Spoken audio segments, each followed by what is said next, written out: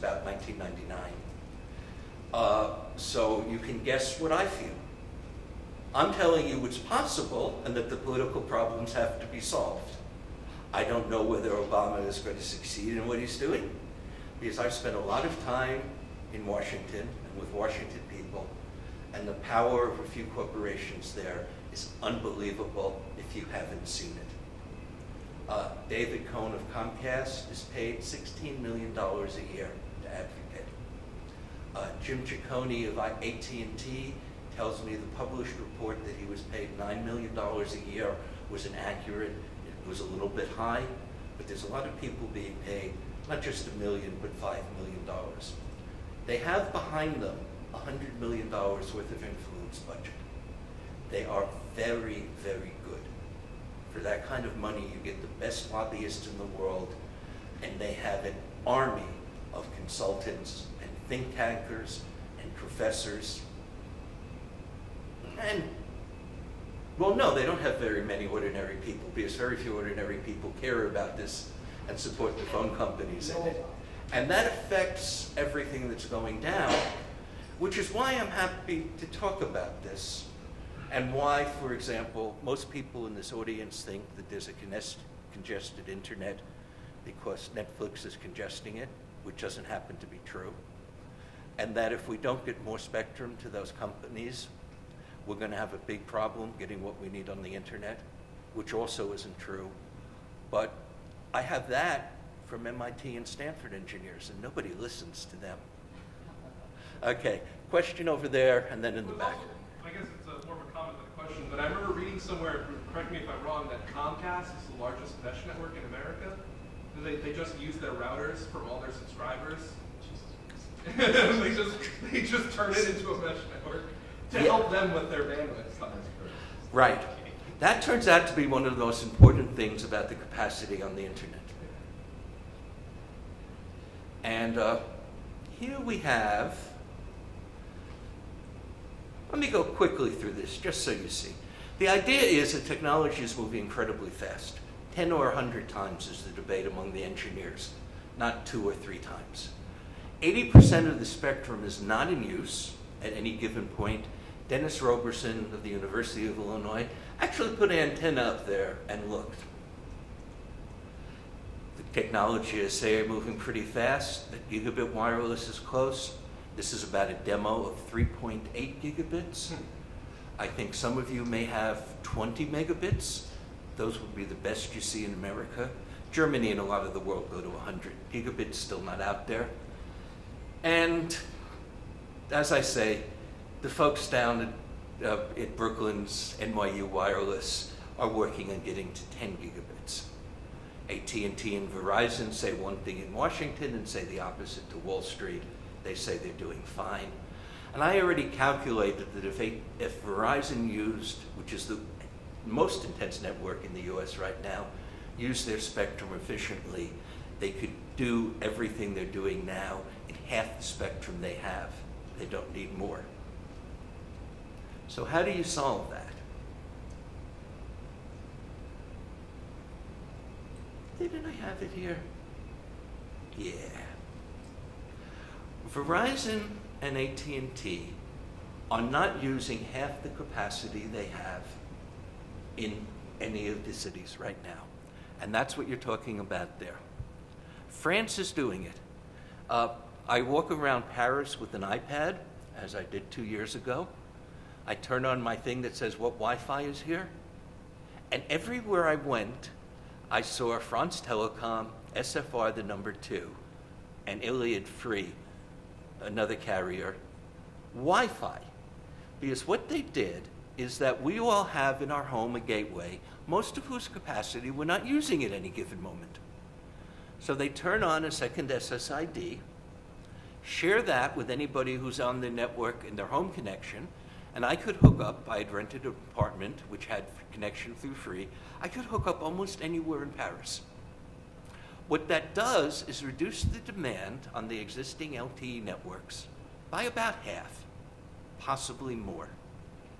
AT&T and Verizon are choosing not to do it because they don't charge you for data that you get over Wi-Fi, and they do charge you on what you get over LTE. This is an incredible waste, and one of the reasons they say they need more spectrum, because they're not using half of the spectrum they have now. Comcast and soon Time Warner and the other cable companies are doing the opposite. They're turning it on. I can walk in 3/4 of Long Island, including any railroad station. I can get Cablevision Wi-Fi. In most of Manhattan, I actually can get Time Warner.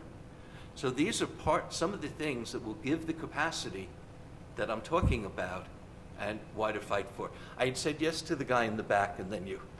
Sir, why don't you introduce yourself? Jeremy Mesner. I'm not a lawyer, but I just so you talked about Africa's increased population of Africa getting online largely thanks to spectrum speed. But what about spectrum distribution? What about getting towers up there? How exactly are we going to be in range of wireless signals? And you all hear me when you say this is weird again? It's a streaming. Okay. I'll rephrase. Basically, so if we talk about spectrum speed, what about spectrum distribution in Africa? Okay. How many of you people think that half of the people in Africa already have a mobile phone? That's pretty impressive, considering how poor a lot of Africa is. The growth in Africa has been wonderful the last 10 years. Africa is not what you think. Rwanda has more advanced spectrum policy than the United States right now. Kenya has a startup scene that Jonathan Askin would be proud to be working with, who was here a little while ago. I think he stepped out. He does a lot of startup companies, and Kenya is exploding. There are interesting things happening. It turns out that we've already solved the getting the towers out there because mobile is wanted so much that it makes money. And it is already out there throughout all the cities of Africa. Zimbabwe may or may not be the poorest country on earth. The last figure I saw is it was slightly better off than Congo. Zimbabwe has 60% mobile penetration. A company called EchoNet has 9 million subscriptions. And the interesting thing about EchoNet is it was entirely financed locally, that they were making enough money on the mobile, despite the population being so poor, that most of them couldn't pay more than $3 or $5 a month for their cell phone, that they were financing it. So the cities are coming. The technology I'm talking about, MIMO and MU-MIMO, are crucial to get the capacity out there because they don't have any phone lines. I bet Africa, between South Africa and the north coast, north of the Sahara, doesn't have more than 3 million phone lines for something like 800 or 900 million people. So that cuts capacity. The real problem in Africa is partly bringing the cost down in ways that I could talk about if you wanted to, and partly reaching the 20 or 40% of Africa that's not well covered now, some of which is already covered. And if we get to it, I'd be happy to go talking about that, and that's why one of these slides says MU-MIMO is crucial, and another says that the Google balloons, the drones from Facebook and Elon Musk, a story that just broke in the Wall Street Journal the last 3 or 4 days, are probably not needed because it's going to be cheaper and more efficient to get wireless towers out there. It's really hard to get wireless towers out there where you don't have any electric power, but they're doing it. Here and there. My name is Matthew, and I'm here from DC as well. I'm not quite a lawyer. I want to thank the gentleman in the back for just asking me exactly what I was going to ask. So thank you, and you for answering pretty much what I wanted to ask. What is the potential for satellites here? For these 20% on Elon Musk, did I say Elon Musk did drones? I misspoke. Elon Musk is thinking of putting up 750 small satellites. The Wall Street Journal broke that story a couple of days ago and had more today. The difference between those satellites and all the satellites we have up now, the satellites we have up now are 22,000 miles up. 22,000 miles up and down, even at the speed of light, creates enough latency to be a real pain. So that the existing satellite internet kind of sucks. It is the only thing available right now my friend Robert Pepper told me he was on a phone call early last week with some of his peers. He's the international guy at Google, and he was talking to his friends at Facebook and places like that, saying, what can we do for Ebola? It turns out the biggest problem in Ebola right now in Liberia, where Laurie Garrett is doing some good reporting, is that they may have stopped the epidemic in the cities. That's what it looks like. That by a week ago, the case counts went all the way down, but they're not getting anywhere in the bush. And the bush doesn't have mobile coverage, doesn't have everything. And so very quietly, the guys at Cisco and Facebook, and I think Google was in there, have been talking to each other. As I said, I was at the ITU meeting where these people hang out. What can we do? And the answer in the short run is we use these lousy satellites, and in the long run, we try to figure out how to do more. Musk's satellites are in a low Earth orbit, so it's not going as far. You don't have the latency. They could be very good. There is not a production antenna on Earth that can do what he wants to do.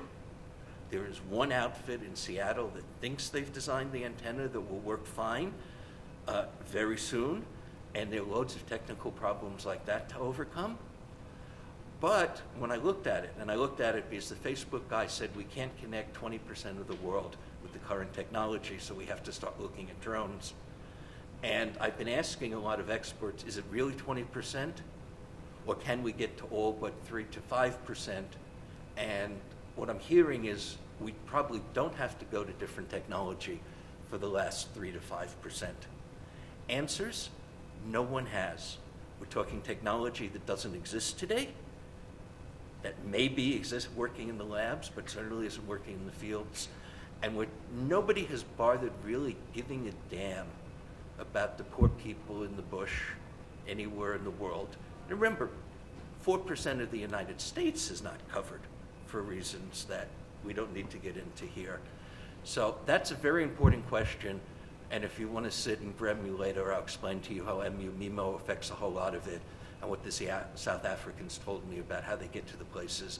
Even South Africa, which is one of the richest countries in Africa, 10% of the country doesn't have power. And these are real questions and important ones. And anybody who knows more about it than I do and can give me insight, I'd love to hear. Question over here.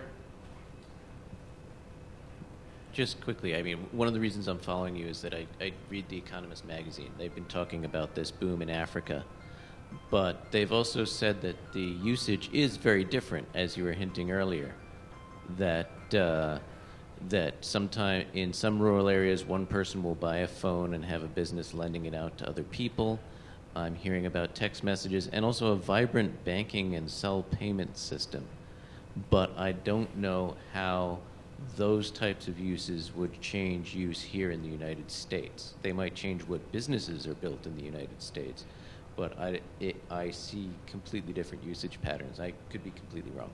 So which of the 8 things that you just brought up do you want me to respond to? Which is interesting.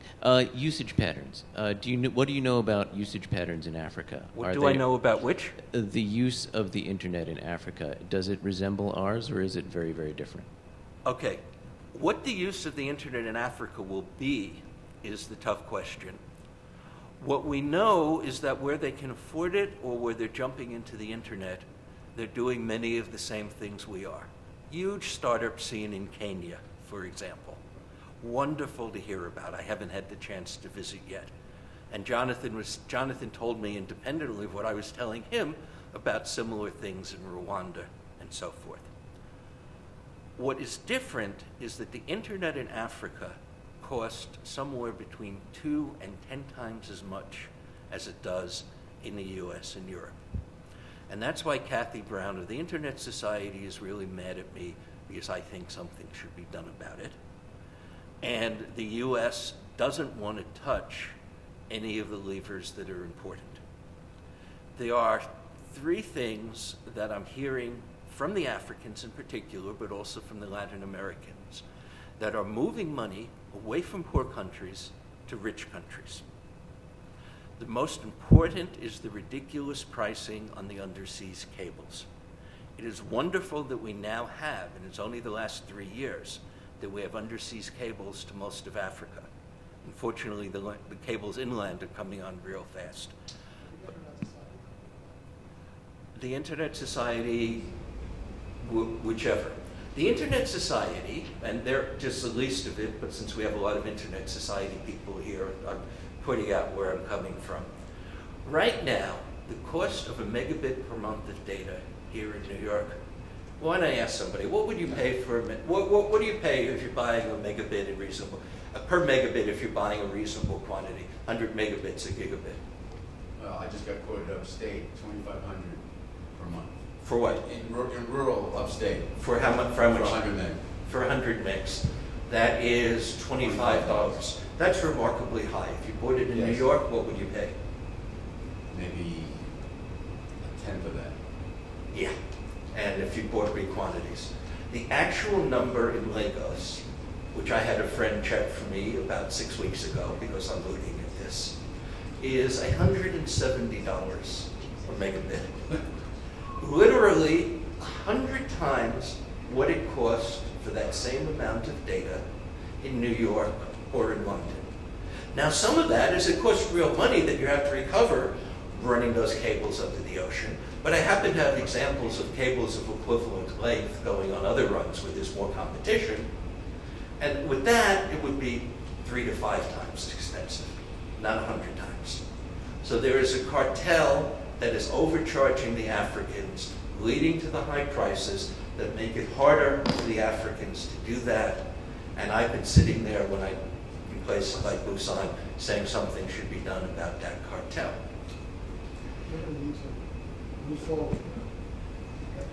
Okay, so let me wrap up and say thank you. I'll hang around for the next speaker.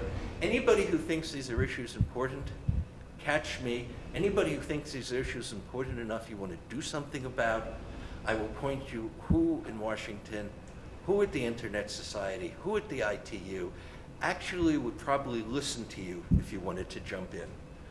And with that, thank you. Okay. Once again, the big theme here is infrastructure to support positive